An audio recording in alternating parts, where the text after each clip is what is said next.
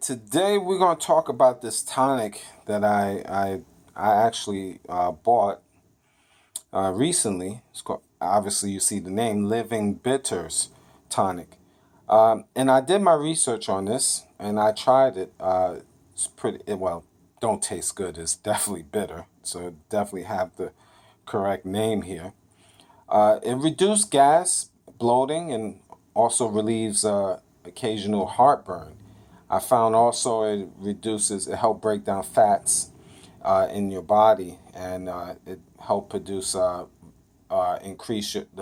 minerals in your body, such as vitamin A, D, E, and K. I just know this by memory. I did my little research on it, and it contains believe proteins and minerals in general to help regulate you. So this is something, among other things, is beneficial. So something you can check out. I purchased it. I purchased this product at a local health store, but you can get this online.